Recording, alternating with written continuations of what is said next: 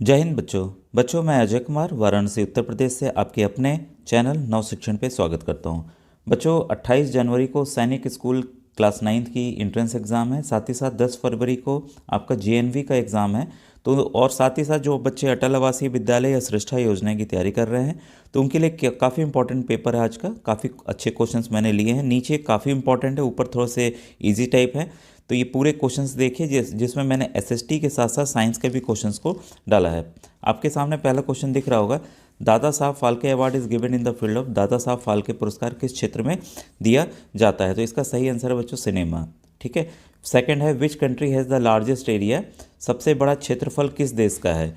तो ये बच्चों सबसे बड़ा क्षेत्रफल जो है वो रसिया का है, यानी कि रूस का है। तो इसको आप जरूर नोट डाउन कर लीजिएगा। Which day is celebrated as the world environment day. विश्व पर्यावरण दिवस कब मनाया जाता है? ये प्रश्न बच्चों काफ़ी बार आया है, कई राज्यों में बार बार आया है। तो इसका जो सही आंसर है बच्चों वो है आपका ऑप्शन नंबर थर्ड, 5 जून। ठीक है। ये बच्चों बताना चाहूँगा कि जो बच्चे देखिए तुरंत तुरंत कई वीडियोस बनाना मुश्किल है, लेकिन मैंने पिछली बार भी दिखाया था जो NMMS की मेरी प्लेलिस्ट है उसकी मैंने मैथ्स के अलग किए हुए हैं। ठीक है। विज्ञान साइंस के अलग किए हुए हैं और सामाजिक विज्ञान यानी कि SST का मैंने अलग किया हुआ है। अगर आपने इसका तैयार कर लिया तो आपका ये टॉपिक पूरा तैयार हो जाएगा, क्योंकि NMMS भी जो है वो क्लास 8th के लेवल का आता है। बल्कि जो सॉल्व पेपर 2023 या 24 अगर आप देख लिए तो मुझे पूरा एक्सपेक्टेशन है कि वो क्वेश्चंस आपके एग्ज़ाम में ज़रूर आएंगे।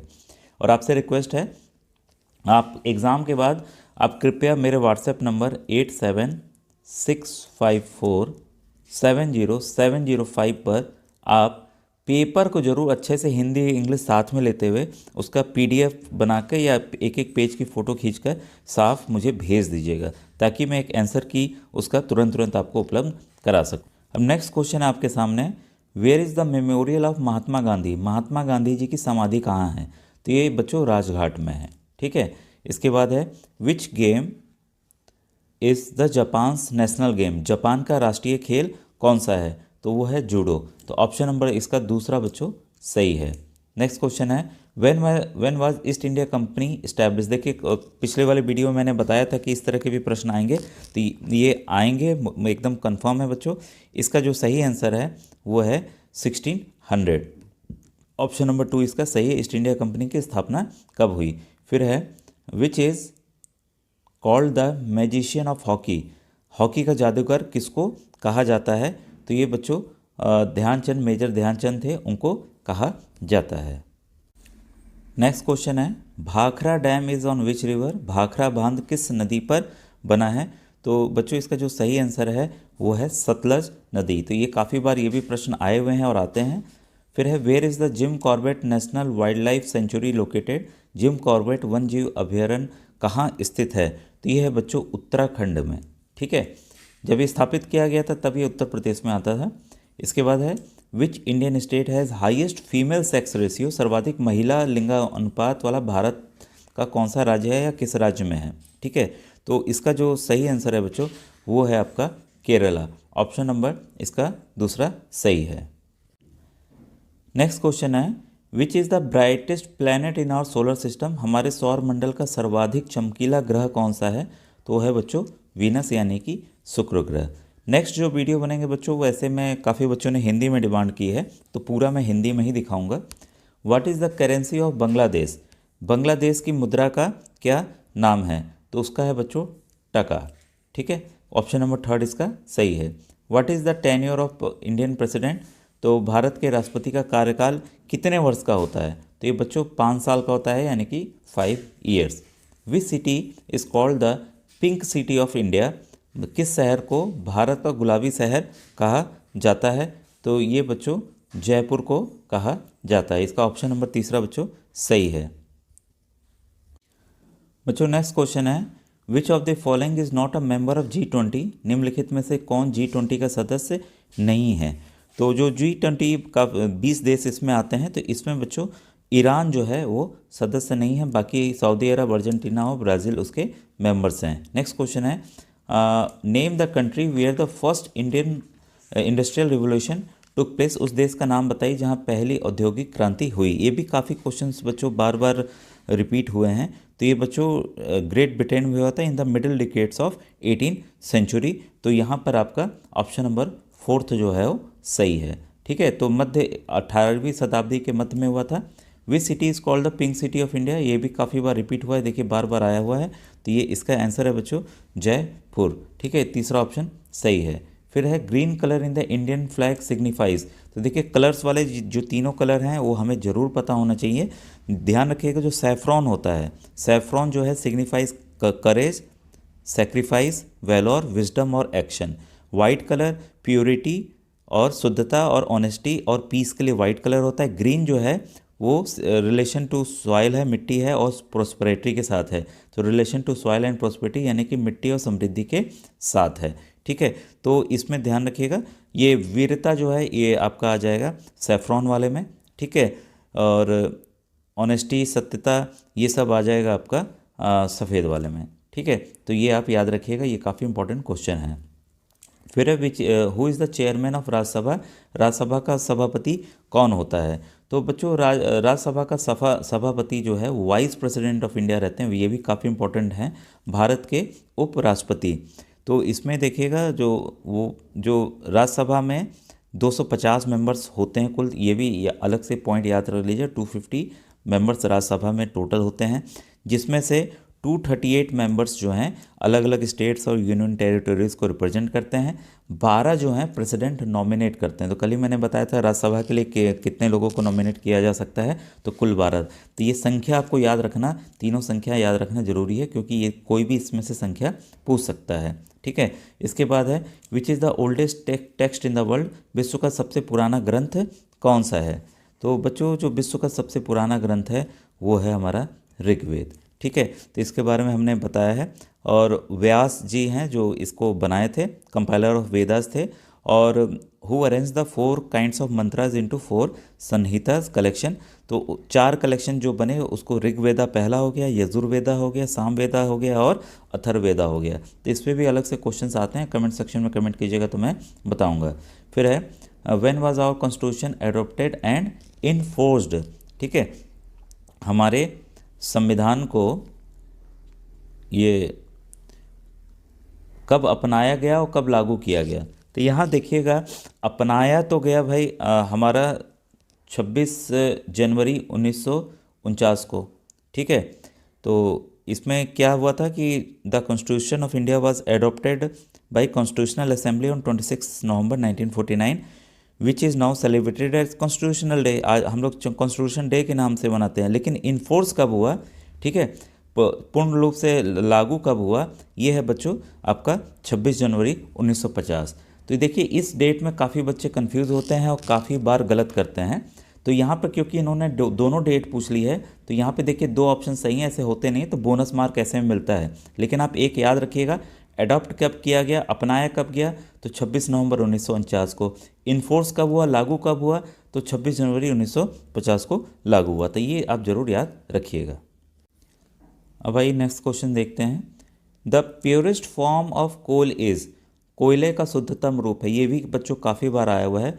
जो शुद्धतम रूप है वो है आपका एंथ्रेसाइट। ठीक है, तो इसमें प्योरिटी कैसे, किसी भी कोयले की प्योरिटी या शुद्ध है कि नहीं वो नापा जाता है, उसमें कितना कार्बन है। ठीक है, तो इसमें बच्चों जो कार्बन है 95% तक शुद्ध रूप, अगर कोई कोयला मिल गया तो उसमें 95% कार्बन होगा, बाकी में और कम होता चला जाता है। तो जो शुद्धतम रूप है वो है हमारा एंथ्रेसाइट। ठीक है, इसके बाद next question, which of the following metal does not displace hydrogen from water. निम्नलिखित में से कौन सी धातु जल में से हाइड्रोजन को विस्थापित नहीं करती है। तो ये हाइड्रोजन को नहीं, मतलब रिएक्शन नहीं करेगा कुल मिलाकर। तो बच्चों देखिए, सोडियम करेगा, कैल्शियम करेगा, मैग्नीशियम करेगा, प्लेटिनम नहीं करेगा, ये नोबल मेटल में आता है। ठीक है, तो इसका ऑप्शन नंबर 4 बच्चों सही है। ठीक है, इसके बाद क्वेश्चन नेक्स्ट आपका, if the atomic number of an atom is 13 and atomic mass is 27 then number of neutrons is. आपको पता है बच्चों, ये आप याद रखिएगा, एटॉमिक मास या यदि किसी परमाणु की परमाणु संख्या 13, परमाणु भार 27 है तो न्यूट्रॉनों की संख्या। आपको पता है परमाणु भार बराबर क्या होता है, नंबर ऑफ प्रोटॉन P लिख देता हूँ प्लस नंबर ऑफ न्यूट्रॉन की संख्या। अगर यहाँ में न्यूट्रॉन की संख्या निकालनी है तो क्या होगा, प्रोटॉन की संख्या ले जाके घटाना होगा। तो 27 में से हम क्या करेंगे, 13 को हम घटा देंगे, तो कितना आ जाएगा आपका, 14 आ जाएगा। ठीक है, तो इसका ऑप्शन नंबर फोर्थ है जो है वो सही है। तो बच्चों आंसर आपको पता चला किस तरह से ये होगा। फिर देखिए, the magnitude of an earthquake is measured on, तो ये सभी बच्चों को पता होता है, रिक्टर स्केल या रिक्टर पैमाने पर किया मापा जाता है। और मशीन का क्या नाम है, सिस्मियोमीटर। ठीक है, और जो वो प्रोड्यूस करता है, जो ग्राफ प्रोड्यूस करता है ऐसे ऐसे करके, उसको सिस्मियोग्राफ कहते हैं। तो इसको भी आप याद रखिएगा, मैं स्पेलिंग लिख दूँ सिस्मियो, बस इसमें हमें क्या लगाना, मीटर लगा देना, METER, मीटर। ठीक है, क्लियर हो गया। अब देखिए, the hormone secreted by the human body during stress and fear, तनाव और भय में मानव शरीर द्वारा स्रावित अंतःस्राव हार्मोन क्या है। तो जो हार्मोन निकलता है बच्चों वो एड्रेनलिन है, तो काफ़ी इंपॉर्टेंट है बच्चों। तो एड्रेनलिन इसका जो एपिनेफ्रिन भी है, is a hormone where adrenal gland sends through your bloodstream when you are scared और stress, suddenly adrenaline is quickly sent to your body. और देखिए जो थायरोक्सिन दिया हुआ है, थायरोक्सिन इसको T4 भी कहा जाता है। ठीक है, तो ये थायराइड हार्मोन है। और इंसुलिन आपको पता ही है, डायबिटिक को, हमारे जो डायबिटीज़ है, ग्लूकोज का मेटाबॉलिज्म है उसको कंट्रोल करता है। और जो कॉर्टिसोन है बच्चों, ये जो है स्टेरॉयड हार्मोन है। ठीक है, प्रेगनेंसी के लिए। तो ये चारों के बारे में मैंने बता दिया। अब आइए नेक्स्ट क्वेश्चन को देखें। विच of the following blood group is called universal donor, यानी कि निम्नलिखित रक्त समूह में से कौन सा रक्त समूह सार्वभौमिक दाता कहलाता है। ठीक है, जो सबको खून दे दे। तो जो सबको खून दे सकता है वो है O ब्लड ग्रुप बच्चों। ठीक है, और जो सबसे ले सकता है, सर्वाग्राही आ जाए, यूनिवर्सल रेसिपिएंट आ जाए, तो वो होगा AB। तो इसको भी आप जरूर नोट डाउन कर लीजिएगा, ये भी काफ़ी इंपॉर्टेंट है। अब मलेरिया इज़ कॉज्ड बाय, तो देखिए मलेरिया जो है बच्चों वो प्रोटोजोआ की वजह से होता है, ये आपको पता है। अब आइए नेक्स्ट क्वेश्चन देखें, ये भी काफ़ी इंपॉर्टेंट है। रेड डाटा बुक इज़, तो जो रेड डाटा बुक है वो बच्चों क्या करता है, रिकॉर्ड ऑफ इंडेंजर्ड स्पीसीज है। लाल डाटा पुस्तक जो है वो क्या करता है, संकटापन्न प्रजातियों के अभिलेख की ये पुस्तक है, तो उसको सुरक्षित रखता है। ठीक है, तो इसमें क्या है, endangered species of animals and plants and fungi, तो तीनों आते हैं इसमें, ये ध्यान रखिएगा। ठीक है, इसके बाद है biosphere reserves are, biosphere reserve जैवमंडल भंडार क्षेत्र क्या है, तो इंग्लिश वाला पहले बता दूं फिर हिंदी पे आते हैं। तो ये है बच्चों, protected land for conservation of wild life, plant and animal resources. याद रखिएगा कई बार ये आता है और ऑप्शन में biosphere reserve, national park, wild life sanctuary ये सब होता है, तो इसको भी उल्टा भी याद रखिएगा, ये काफ़ी महत्वपूर्ण है। ठीक है, तो इसमें देखिए ये जो आंसर है, जैवमंडल भंडार क्या है, वन्य जीवन, पादप और जंतु संसाधनों के लिए संरक्षित क्षेत्र जो है जैवमंडल भंडार है। तो उल्टा भी याद रखिएगा जैसे मैंने अभी आपको बताया। इसके बाद है, which of the following is the best suited for extinguishing fire due to electricity of petrol, विद्युत या पेट्रोल द्वारा अग्नि के शमन के लिए निम्नलिखित में से कौन सबसे उपयुक्त है। तो जो सबसे उपयुक्त है बच्चों वो है कार्बन डाइऑक्साइड। ठीक है, carbon dioxide gas bleaching powder के भी छिड़काव से होता है, तो ये भी आप याद रखिएगा। ठीक है, तो इसके बाद नेक्स्ट क्वेश्चन है आपका, process by which starfish regrow it's missing body parts, प्रक्रिया जिसके द्वारा तारामीन अपने खोए अंगों की पुनर्वृद्धि करती है। तो समुद्र में आपको पता है स्टारफिश तारे के शेप के होते हैं। ठीक है, तो वो पुनर्वृद्धि रीजनरेशन यानी कि पुनर्जनन के कारण करते हैं। ठीक है, तो इसमें देखिएगा, when any arm of a starfish gets injured the animal cast off its own arm, a process called autonomy. ठीक है, then by the process of regeneration the starfish can regrow a completely new perfect arm in the place of injured one. ठीक है, तो इसको आप याद रखिएगा। अब ये देखिए काफ़ी इंपॉर्टेंट है, आइसोटोप ऑफ एन एलिमेंट है। आइसोटोप होते क्या, आप देखिए उदाहरण के तौर पे सबसे अच्छा उदाहरण मैं कार्बन का बता रहा हूँ। इसका देखिए भार 12 होता है और 6 इसका एटॉमिक नंबर होता है, यानी कि प्रोटॉन की संख्या 6 और एटॉमिक भार, परमाणु भार इसका 12 होता है। तो इसको हम कहते हैं C12, इसको हम कहते हैं C12 क्योंकि यहाँ पर 12 है। वैसे ही देखिए एक और कार्बन है, यहाँ पर 13 होगा, यहाँ पर 6 होगा, तो इसको कार्बन 13 कहते हैं। वैसे ही एक कार्बन होता है, यहाँ 14 होता है, यहाँ पर 6 होता है, तो इसको कार्बन 14 कहते हैं। इसका मतलब ये 12 से 13 हुआ, 13 से 14 हुआ, तो क्या हो रहा है, इसकी न्यूट्रॉन की संख्या बढ़ रही है। ध्यान दीजिएगा, इसमें न्यूट्रॉन की जो संख्या है बढ़ रही है। तो आइसोटोप उनको कहेंगे जिसके पास सेम नंबर ऑफ प्रोटॉन हो। देखिए सेम नंबर ऑफ प्रोटॉन है, 6 है, लेकिन डिफरेंट नंबर ऑफ न्यूट्रॉन्स हो, न्यूट्रॉन्स की संख्या अलग हो, तो उसको क्या कहते हैं हम लोग, आइसोटोप कहते हैं। तो same number of protons and different number of neutrons, मतलब प्रोटॉनों की संख्या समान होगी, ठीक है, आइसोटोप एन एलिमेंट है, ठीक है, और लेकिन ये डिफरेंट, यहाँ पे डिफरेंट लिखना भूल गए हैं, ठीक है, डिफरेंट न्यूट्रॉन्स होगा बच्चों, ठीक है। तो ये क्लियर हुआ ये भी। अब देखिए कुछ फिजिक्स के क्वेश्चन है। The full form of LED is, LED हम लोग जलाते ही जलाते हैं, तो ये है लाइट एमिटिंग डायोड, ठीक है। तो इसका पहला ऑप्शन बच्चों सही है, ठीक है, वो प्रकाश उत्सर्जन डायोड इसका फुल फॉर्म है। इसके बाद है frictional force exerted by fluid is called, काफ़ी बार आया बच्चों, ये तरलों द्वारा लगाए गए घर्षण बल को कहते हैं। तो घर्षण बल को बच्चों कहते हैं कर्षण, यानी कि ड्रैग कहते हैं, ठीक है।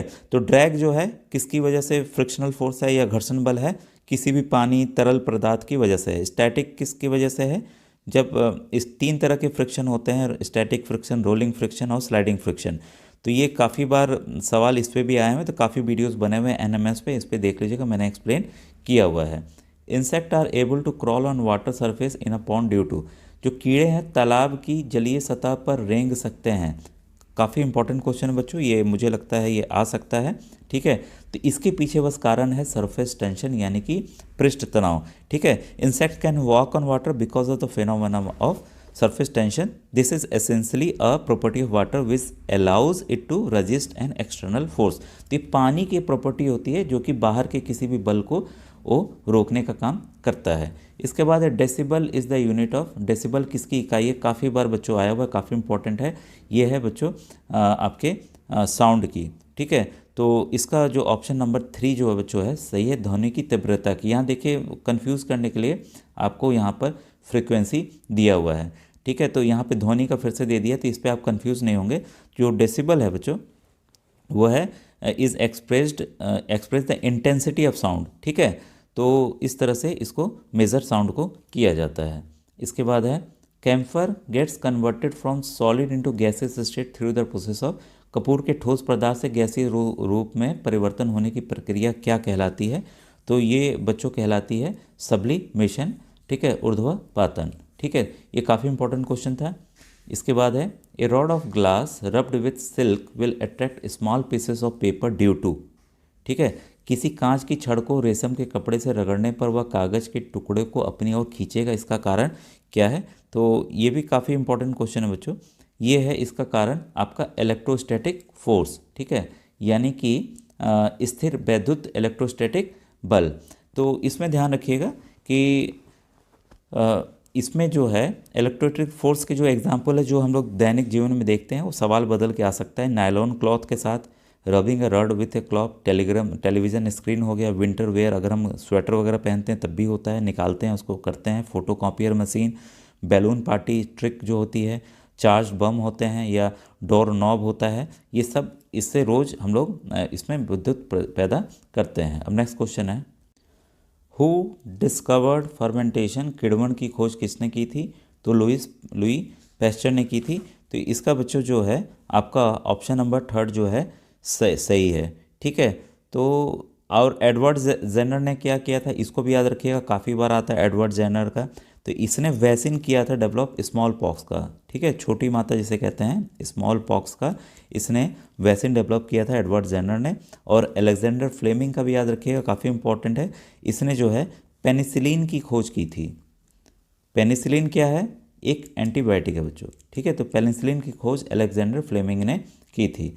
इसके बाद है the animal found in particular areas are termed as, एक विशेष क्षेत्र में पाए जाने वाले जानवरों को क्या कहा जाता है। तो ये भी काफ़ी इंपॉर्टेंट है बच्चों, जानवरों को फौना कहा जाता है, ठीक है। All the animals and microorganism found in particular area are referred as fauna.